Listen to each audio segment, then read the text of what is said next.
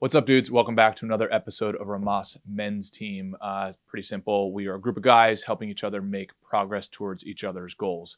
If you're new to the channel, awesome and welcome. If you want to help support the channel and join our pro team, head over to rhomasteam.com/pro, where you can contribute to us on a donation basis. We also give you access to exclusive content, mastermind groups, etc., etc. So anyway, hope you enjoy this episode, and we'll see you on the team.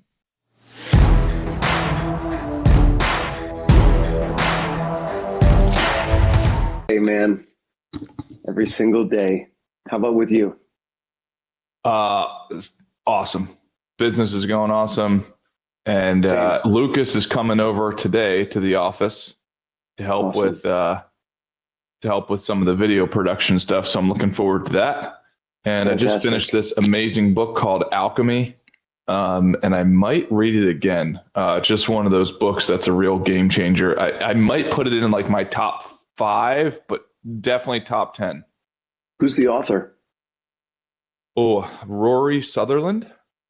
Okay. Yeah. So we watched him right in a learning segment. Oh yeah. A TED Talk he did. Yeah. Just one of those books that, so Rory Sutherland is, I think, the CEO of Ogilvy. Yeah. MFG, what's up, brother? Good morning. Yeah, actually, MFG, you would love this book too. So Rory Sutherland is, I believe, the CEO of Ogilvy UK or something like that. But he's just unbelievable at really synthesizing a lot of life and then how that runs through marketing and business. But if you're not interested in marketing and business, it's just crazy. Like, so for instance, I'll teach you something, that he taught me. MFG, have you ever heard of what's called a Fisherian runaway? No. Super fascinating. So apparently it's what happens when a species will compete with each other, but then go too far to the point where they can even become extinct. So for instance, he talks about how like a bullfrog will, its mating ritual is to the length and the depth of its croak is illustrative to females about the strength and the health of the bullfrog, if that makes sense. Sure. Which would make sense. It could dictate kind of the size of whatever mechanism is making that noise. Right. The viability for reproduction. Exactly. So then, but it's up to the bullfrog, the male bullfrog, to know when to stop that and to start mating, essentially. And if you don't stop that, then you can get what's called a Fisherian runaway, which is you start to compete with the other men just for the sake of competition. Right, if that makes sense. And then so you basically way overshoot the mark. And from what he said in the book, there's apparently some sort of elk, I think, that went extinct because of it, either elk or some other sort of deer thing. And if I had to guess, I don't look too deep into this, but I'm going to guess because maybe their antlers became too large to the point where I don't know, they couldn't move their fucking head or something like that, just something crazy. And man, I mean, it's pretty fascinating. So what preeminates that? Like, what do they find is a common thread that happens before that, or that's the genesis of that phenomenon? He didn't really get into that because this was one of those books that doesn't go like it's just naming some of these concepts and then saying like, hey, this is why it's relevant to marketing. For instance, This is probably why people are driving around Lamborghinis and why people need to become billionaires and so on. It's not for the necessity to eat. It's not for the necessity to mate. And I'm certainly at risk of this. It's the males have confused, right, the actual competition for the reward. Right. Interesting. So it's almost as though we're all held hostage by a society that has runaway marketing, that's marketing things that we don't need to cause consumption and things of that nature. Yeah, well, exactly. And maybe like when it's no longer for a better product or service, but just to be better than the other product or service, or just to get wired up in the minutia. Hey, you got a fucking Google Maps on your phone. You can go to Russia if you feel that way, okay? Well, come on, man. Fuel up that van and fucking start driving. Well, so yeah, says the fucking Canadian. Yeah. Are you even allowed to say that, mate? Selection. Our freedom of speech. Shut the fuck up. And it's probably where we kind of that What was the scientific term called? Fisherian runaway. Yeah, I think mate selection kind of is kind of like where that occurs a lot in modern man, right? Because he's picking the hottest chick possible, as opposed to The best one. whatever, like the healthiest one or the one who's going to be the best mother or whatever, right? Oh yeah, we see it all the time with billionaires. You know, the 65-year-old billionaires dating the 22-year-old, right, supermodel sort of a thing. And there's another term for that called happiness. Yeah. So, and the other part was very interesting was they talked about, I think essentially it's peacocks and different species in nature for their color palette. And normally that is for survival. That's not a good thing. You do not want to draw attention to yourself for survival, but for reproduction, you do. And apparently for peacocks and other similar types of organisms, it's the fact that they have excess calories that they can afford to be wasteful with them and create things like color. So for instance, if you look, and it's very, very fascinating.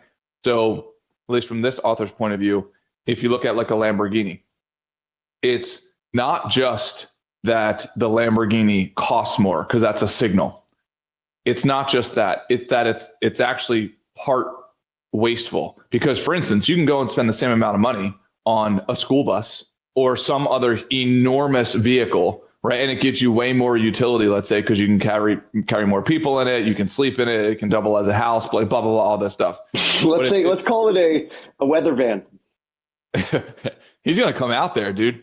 That weather van will cross borders, my friend. You be careful. Yeah, I feel like every time I'm on here lately, I'm getting attacked by Ray. You want to talk, Ray? Is there something going on, buddy? Yeah. Do I elicit some insecurities within you now that I'm at peace within myself? He's trying to get you to break monk mode, dude. And he took 3 jiu-jitsu classes, so he's on it. So, but it's very fascinating. So the author was saying that, yeah, you can go and spend money on some other, way more useful vehicle, but it's the fact that the Lamborghini only has 2 seats. So you spend all this money in waste.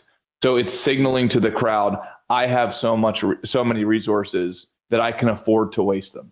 Right. So I exist in a surplus. You know what I mean? Yeah. Yeah, exactly.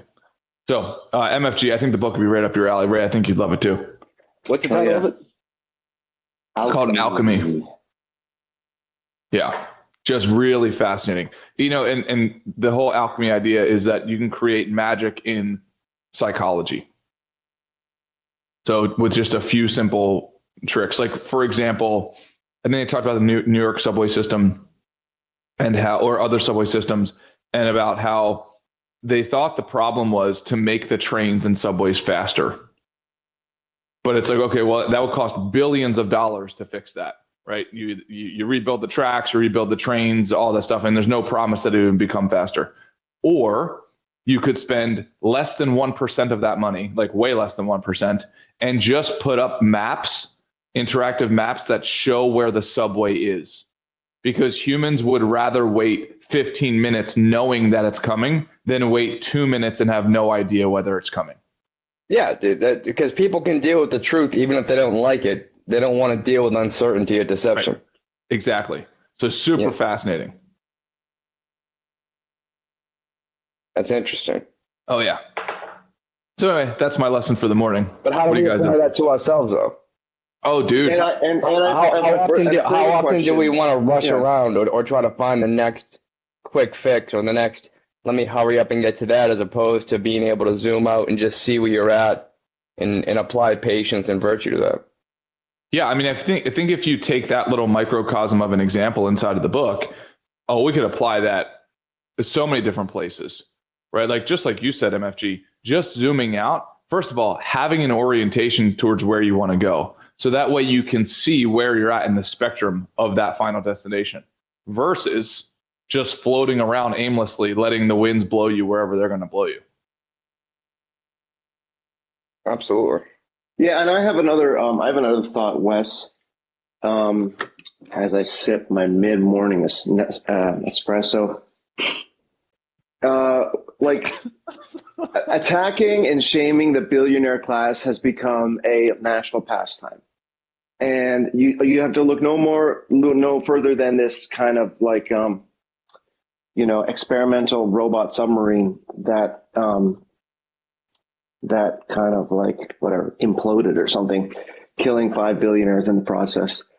The amount of fucking like high-fiving that I've been hearing about these losers, and like all they wanted to do was go down and tag the Titanic with some underwater spray paint, like, and it's like people who I'm pretty sure are not feeding the poor, saying, do you know how many poor people we could have fed with that money?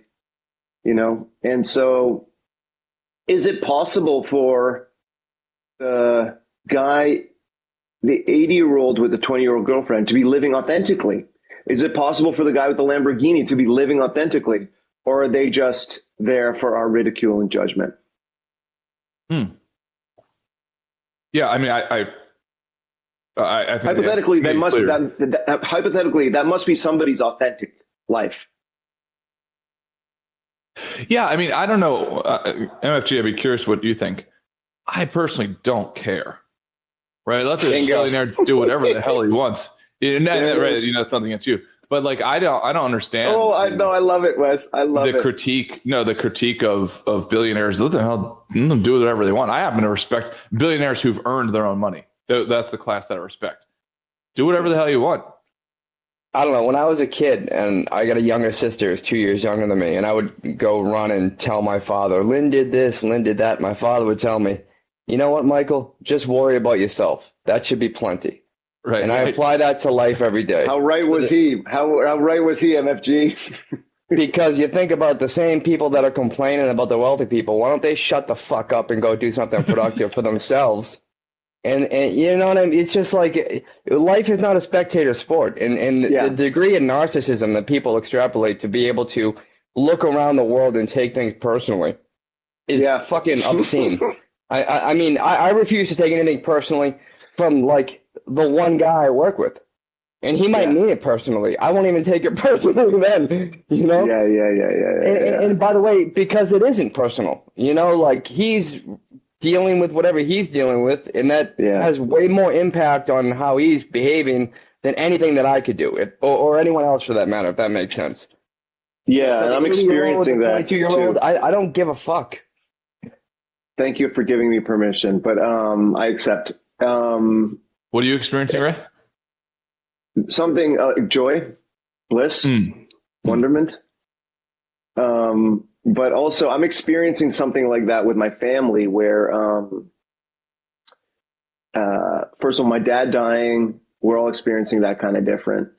My sister inheriting everything and the 4 others getting nothing. We're all experiencing that different. Or like she's experiencing it one way, the 4 of us are experiencing it a different way. Whoa, I did not know that. No, that is a great topic. You got the Boston psychologist right here in your corner. Why not bring it up? Look, my dad picked as his favorite kid, like when I was as early as I remember, right? It was like oldest son, oldest daughter were his favorites. And we all got estranged from him because of his drinking and whatever his bullshit is. And they stuck together, and we got estranged from her as well as a result. So like she was always best friends with him, always lived with him, and cared for him in a really kind of great way when he was going through cancer the last couple of years. So on the one hand, you can understand why he gave her everything, right? Because he was her favorite. She stuck with him through everything, thick and thin, and cared for him in his greatest need. So you can but like he really threw a grenade. Like as he sailed off in his Viking funeral, he really lobbed a grenade back at the rest of us on shore, right? And trying to organize a funeral for him where we're going to sprinkle his ashes, or like bury some of his ashes in the like where his parents are buried in this small town in Ireland. And that was always a goal, a dream of his. So like we're all arguing over what dates work for us, And my sister picked a couple of dates in the summer. And I'm like, that's fine, because truly, like, I don't even have to be there. As long as his ashes get buried next to his parents, I can go another time, you know? But then my brother, he's traveling out west at that time. So he wants to go in like November or December when the weather's really nice in Ireland. It is nice. You know? I went in October. It's beautiful. Yeah. No, but it's not though. It rains constantly. I prefer Italy that time of year, Michael. So we're going through all that. My program, my brothers in this group are really what's making that possible. You know, and Jordan's got a kind of like, not a blended family, but like a blender family like me. So it sounds like he can relate. Yeah, so like, yeah, I can't remember what we're talking about, but there's that's not what I wanted to talk about today, but there's plenty to munch on there. Yeah, I didn't know that. I'm curious, MFG, if that were to happen to you, what would be your thoughts? And please be unfiltered as possible. I mean,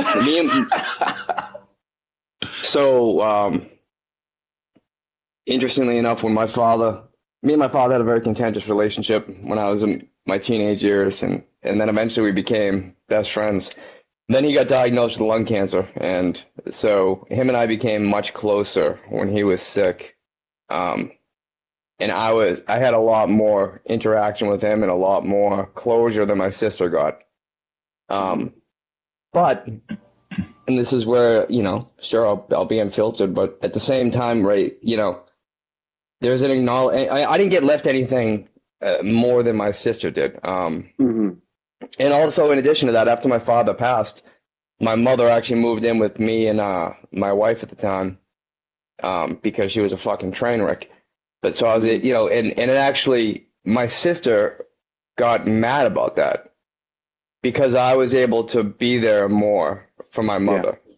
Like, I didn't get anything from it, but just the fact. But here's the thing: is like that caused a ton of fucking stress in my house, and that was something that.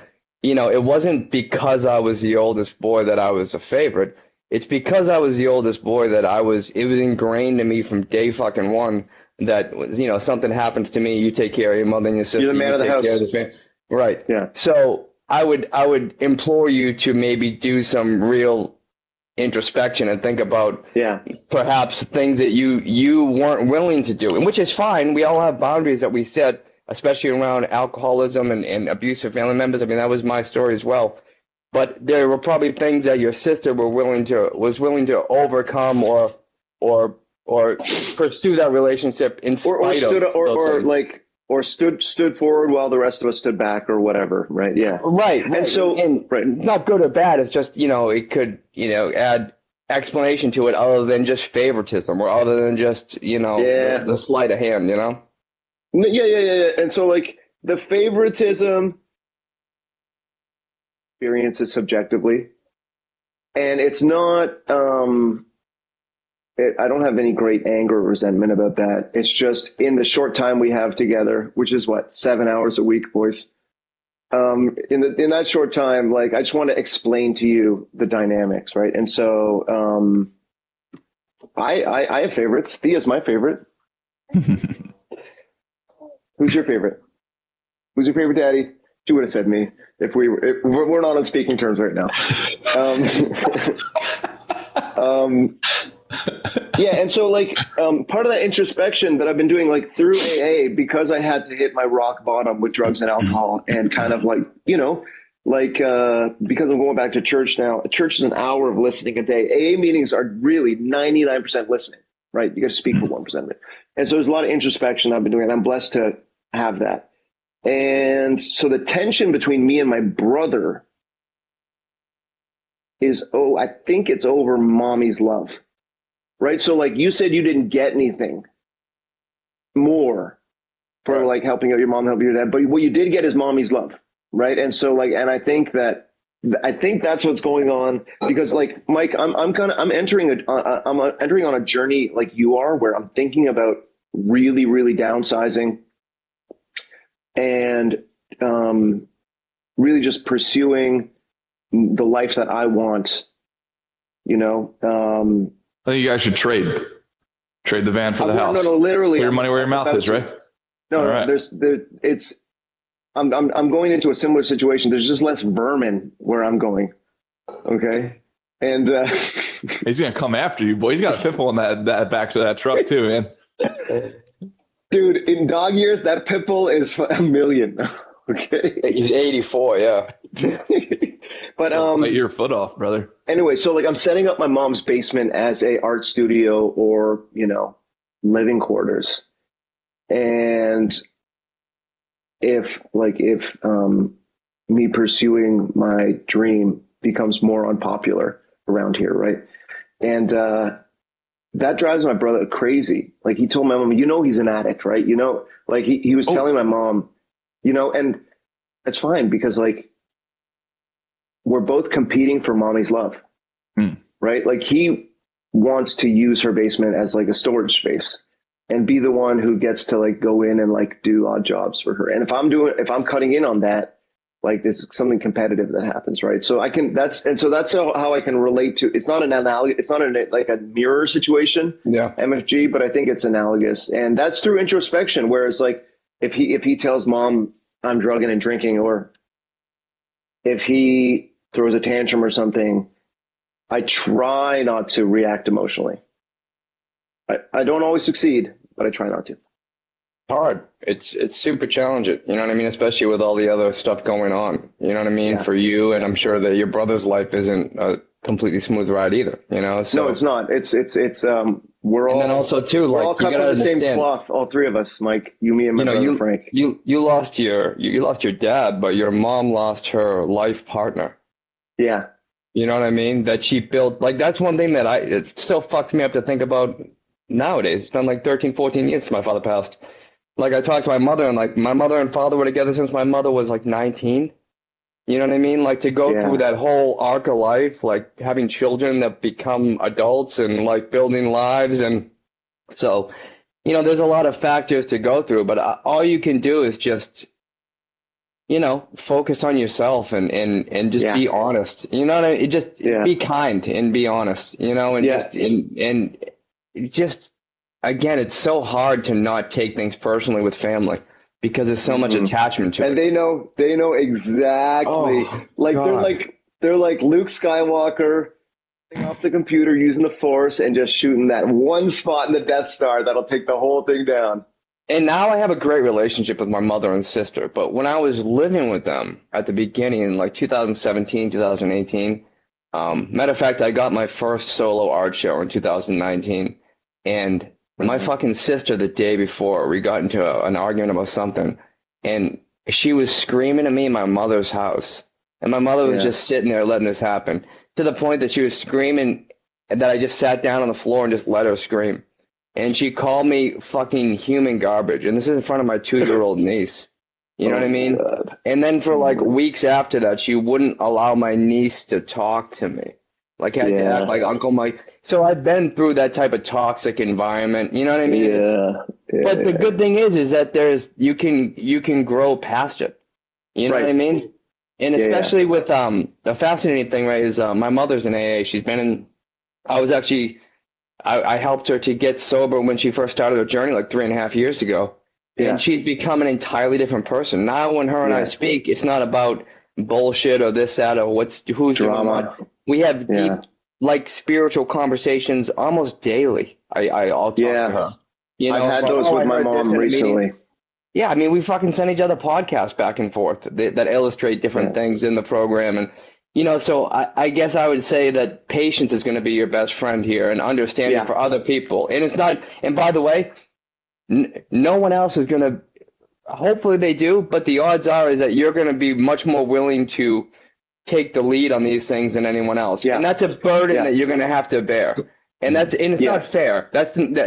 Like life isn't fair, but it's certainly not fair because you're going to have to put a lot more work into the relationships than they're going to be willing to. And they're still going to have their little fucking spaz outs. Like pity parties.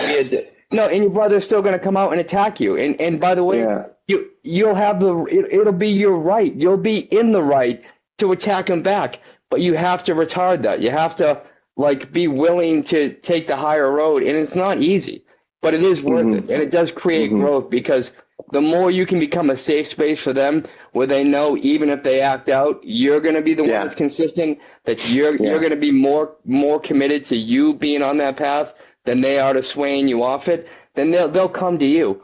You know what I mean? That's what happened with my family. Is I was obsessed with just being positive, to the point that before my mother got sober, she like flipped out on me one day. She goes, you know, Mike, we can't all just, you know, live in this existential, you know, place where we just think about the meaning of things, like mocking me. And we laugh about it now. So you just have to become that person consistently and longer than you have the patience for. And eventually they'll come around, or they'll just get tired of fucking hearing your positivity and leave you alone. Yeah, and if I can say, Lucas, can we clip that? Because that is absolutely a roadmap for fatherhood. Wouldn't you agree, Wes? Absolutely. Like, he was talking about how I should govern myself with my inter-family dynamics, but I was just thinking of Thea the whole time, Mike. Like, what did you say? Patience, being the safe space, even if they freak out. Like being like, you know, all that, everything you said, I can't say it better than you just did. And definitely not with that accent. So that was really powerful though, dude. And like, a couple of things come to mind with family dynamics. We'll wait till the end of our lives for the other person to start the apology cycle, right? Like, we have to start it. Something I heard in the program is true serenity is knowing you're right and walking away from an argument. Right. Yeah. And so like, but I'm just, and so like, I have to go to my brother and I have to like, tell him I'm sorry for whatever part I played in our estrangement.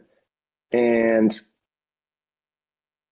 I don't want to do that, you know? Like, I can't see myself. I want to do it, but I can't see myself doing it, man. I can't. Well, Ray, I can tell you this. It's when you actually, it's one thing to know those things, right? Within yourself. You know the role that you played, right? You know what part was your responsibility in your heart of hearts. I can tell you from personal experience, it's beyond liberating, and it's almost a psychedelic experience when you acknowledge that to the party that you did it to. Oh, dude, it's one of the 12 steps. And exactly. It's make amends. Correct. But when it's one thing with the program, because don't get me wrong, those are all things that you did wrong. But there's at certain amends, you can blame the intoxicant. Well, I was all fucked up on these things, and it was part of why I did it. Yeah. When it's your family, it's like, dude, we've known each other since before there was intoxicants available. Right. You know what I mean? Like, and we're stuck with each other. Right. Yeah. Right. So it's those initial those traumas sit much deeper. And it's interesting, you know, to give you a little hope, Ray, is you know, in the last 3.5 years of my mother getting sober, the way that her and I have been able to heal our relationship as adults, has had profound effects on me that I never would have intended. You know, like, my relationship with women has improved because now, like you said, that mommy wound, right? Like, that's something that, like, me and my mother had a very contentious relationship, you know, because I held her responsible for the fact that she didn't get rid of my father and was all fucked up. Same, dude. It's like looking in a funhouse mirror, man. When I look at you, it's like, yes, it's me, but it's like, a drastically different appearance. But I can tell you that the time and energy that I put into mending that relationship with my mother, and also too, like, this was all, sometimes it was asking like challenging questions of her, like, not about things, but like about life and connecting on a peer level instead of just, you know, you're my hierarchical mom. It's like, let's talk to each other like, but like, we're both adults. Right. Yeah. Which is, you know, in the same thing, you know, when you can acknowledge your part in how you fucked up your relationship with your brother, it gives him the right to let his guard down and acknowledge you. And then that's going to allow you to close that door for yourself. You know, because you have to take the first step in the vulnerability to put yourself out there. And by the way, he might say, "Yeah, I'm glad you know that you were wrong," and you'll have to deal with that. But that's okay too. That'll be the best. That'll be the best. Right. that float off on my cloud of my guru cloud, and he's like, oh, one day you will be on the mountaintop, like that. No, but what it's gonna be is it's gonna be like I'm gonna get the biggest, hardest, squeezest hug that I've been missing from him for so long. That's what it's gonna be, But there's the bridge, it's the bridge between me and my brother is just feels so long because we've let it get so long, right? Because we're both stubborn, Irish Catholic, just like you. Basically, dude, the dynamics in your family are the dynamics of my family, absolutely. And so there is a sense of bitterness and victim and kind of vendetta and revenge, and I've also fantasized about withholding Thea from him just because I'm just weaponizing everything. I'll show you. Yeah, exactly. You wanna withhold love? Right. I can do it better. Right. I'm the Muhammad Ali of withholding love. Okay. Right.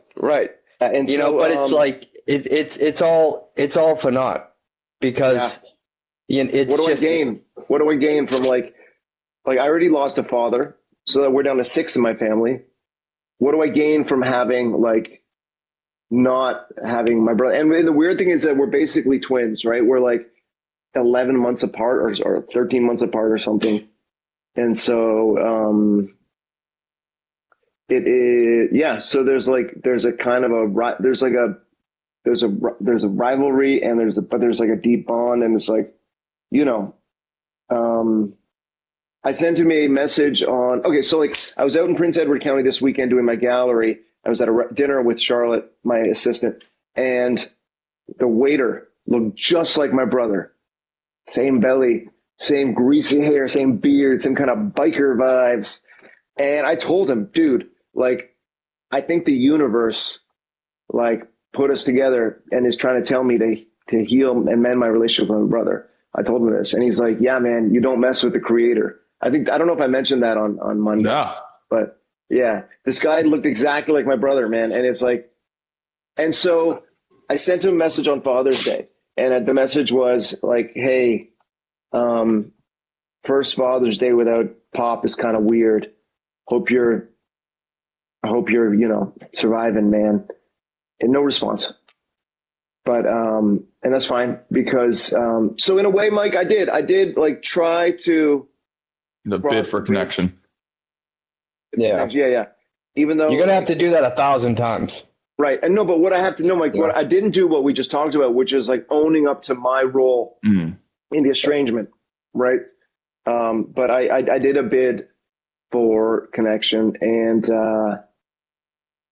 thing is though, now that I'm taking over Mom's basement, it's me,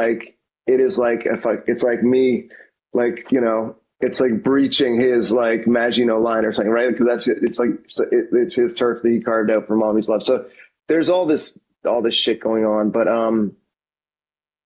I guess I feel good that I made that. How easy is it for guys like us to say fuck him? He's gonna have to wait another Father's Day before I, right. That kind of pity party and that bitterness and that But here's the thing, Ray, is double down. To be that kind of person, and by the way, I was that person for the majority of my life. You know what I mean? Yeah. My old mantra was, "It's a fuck or get fucked world. Act accordingly." You know what I mean? Yeah. And it's awful, But you have to become. First of all, you have to project outwardly something a hard shell that isn't, for at least for me, isn't really accurate. You know what I mean? Yeah. You have to have this, and then you have to develop a fucking persona. You know what I mean? Yeah. And then now to have this persona, now you almost feel like you have to account for it. You know what I mean? So when somebody does something, you have to snap back at them, and now you're scorekeeping with everybody. So it's a juggling act. You got to keep a whole tabulation of this person fucked me over here. Make a note of that. I got to make sure to be shitty to them. Nope, they don't deserve my love. As opposed to now, it's now I don't give a fuck. I'm nice to everybody. When you find my journal, MFG, what the hell? But here's Michelle Obama. When I get my hands around your neck. No, but Mike, the wild thing. the best way I ever heard this said was how you behave has no how you treat me has nothing to do with how I'm going to treat you.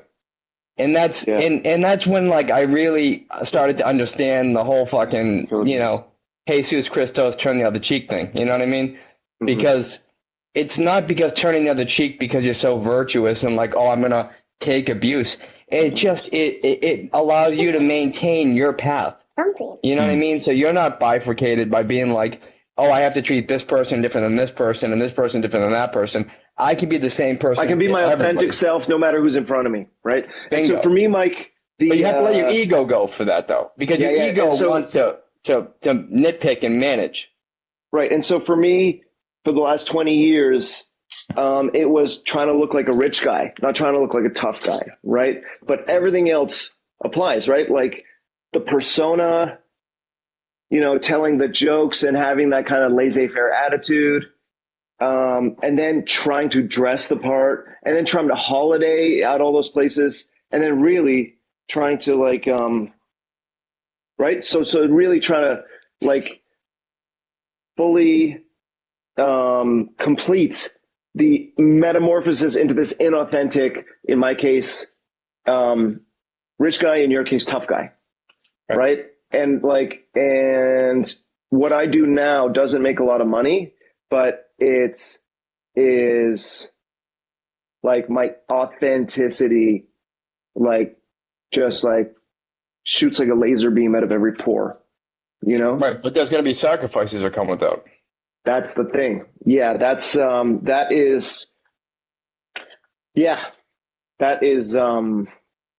is what I'm kind of like wrestling with. Yeah. And then it becomes about like, cause here's the thing. It's like, you know, for me, it's, I choose to live with less. I mean, even since I've been down here, I mean, if I was able to get a job making like $150,000 a year, company truck, that's not beyond my scope of what is available to me. But it's not what makes me happy. And having those things like, and perhaps people that are able to do that, they have bolstered themselves more emotionally or that's they're authentic.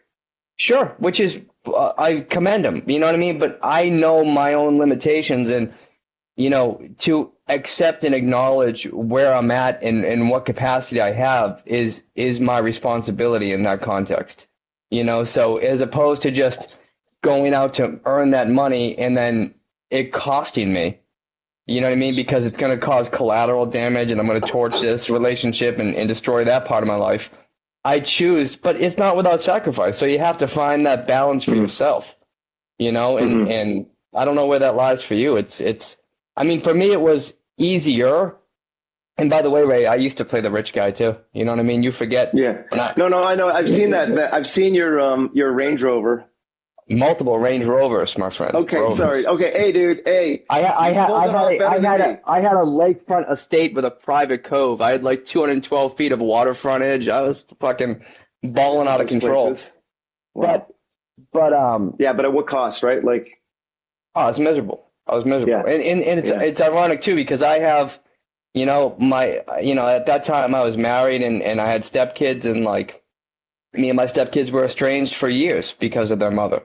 And now we've reconnected. So like the way that you have to talk to your brother, I got to talk to my stepdaughter, and she's already forgiven me. But to me, it's on my responsibility to say, like, hey, listen, I'm really sorry for whatever headaches I caused unintentionally, because I wasn't in her shoes. You know what I mean? And now she's 23. She has a kid of her own, doing well and all that. But it's, you know, so it's the more that I don't know, I find the more that we apologize and acknowledge things on reality's terms, the easier it is to reconcile day to day.